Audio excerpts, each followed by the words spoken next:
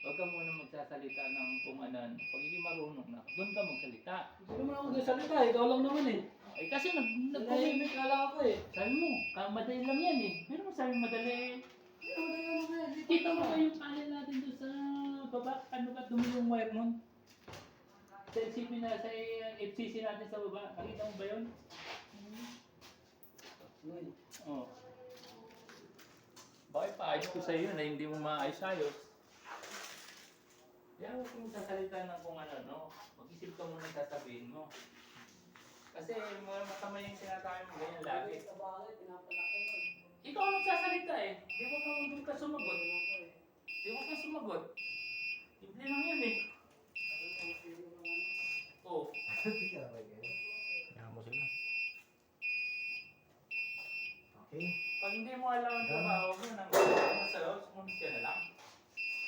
Kasi trabaho yan eh. Binabayaran ka eh. Trabaho mo tayo. O kaya nga. Kaya nga, huwag ka nang sumagot kasi. Ngayon, pag marunong ka na, doon ka magreklamo. Yun ang sabi ko sa'yo. Ano? Ikaw, may hindi ka kasi magsasalita eh. Kaya ikaw may walang nangyayari sa buhay mo. Yo, ano nangyari mo sa buhay mo? Meron! Ano nangyari? May sarili na akong bahay. May sarili na akong lupa. O ikaw, meron na ibang ka. Nangyayang taong ka na.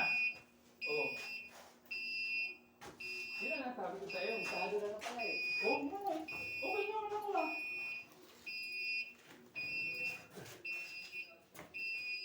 Kaya, kung ako sa'yo, Victor, bago ka magbato ng salita, pag-isipan mo muna. Kasi bata ka Hindi naman pa. masama yung sinabi ko, ano? Ay, kasasabi mo lang eh. Nilipat eh. Kasasabi mo lang kanina. Ayaw mo lang kasi, Na sabi ano? na kasi gusto mo, lagi kang ano, bida. Anong bida? Hindi naman masama yung sinabi ko na, hindi mahirap ilipat yan, oh, nagalit ka agad. Hindi, sinabi mo.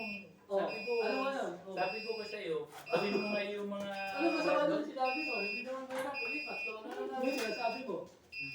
Kasi ayaw mo matanggap. Hindi matanggap. Kasi sabi ko, Ikaw kasi, hindi naman mahirap ilipat yun. ang sabi ko sa'yo, yung salita mo Gusto mo kasi lagi minsan kang mataas. ayusin mo kasi. Ano nga yun? Ayos naman, hindi naman yung masama. Ay, sus to. Huwag na tayo mag-usap. Tapos, kung ayaw mo na sumunod, di ba ka na tayo mag-usap?